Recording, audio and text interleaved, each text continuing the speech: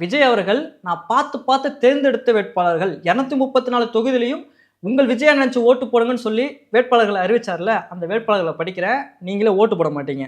கஞ்சா கடத்தல் வழக்கில் 10 நாளைக்கு முன்னாடி ஜாமீனில் வெளியே வந்த சந்திர காண்டியபன் என்பவரை பேராவூரணி தொகுதியில் வேட்பாளர் அறிவிச்சிருக்காரு. யாரு?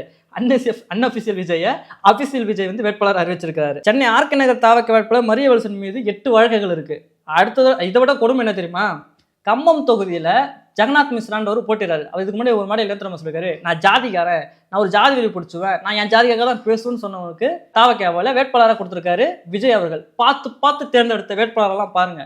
இதுக்கப்புறம் பாருங்க, கவுண்டம்பாளையத்தில் நிற்கக்கூடிய கனிமொழின்ற ஒரு வேட்பாளர், தாவக்க வேட்பாளர், அவங்க என்ன தான் சொல்லியிருக்கிறாங்க, ஜோசியம் பார்த்து கேன்சரை அழிச்சிடலாம் அப்படின்னு சொல்லியிருக்கிறாங்க.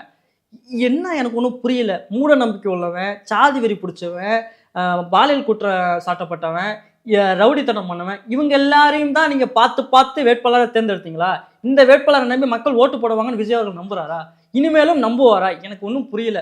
அப்ப விஜய் அவர்களுடைய தேர்வு எந்த அளவுக்கு இருக்குன்னு பாத்துங்க.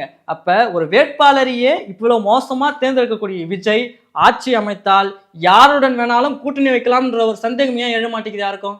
அப்ப நிச்சயம் இவர் வந்து பின்னால பாஜக கூட கூட்டணி வைக்கலாம், பாஜக கூட சேர்ந்து கூட ஆட்சி அமைக்கலாம். அப்ப தமிழ்நாட்டுக்கு வந்து இது மிக மிக ஆபத்தான ஒரு செயல். அதனால தான் சொல்றேன், பெரம்பூர் மட்டும் இல்ல, திருச்சி கிழக்குலையும் சரி அபிஷியல் விஜய் கண்டிப்பா தோப்பாரு. இந்த தேர்தலில் எத்தனை தேர்தலில் இதே மாதிரி விஜய் செயல்பட்டாலும் அவர் தோல்வியை தான் சந்திப்பார் என்பதுதான் கள நிலவரம் நமக்கு கூறுகிறது.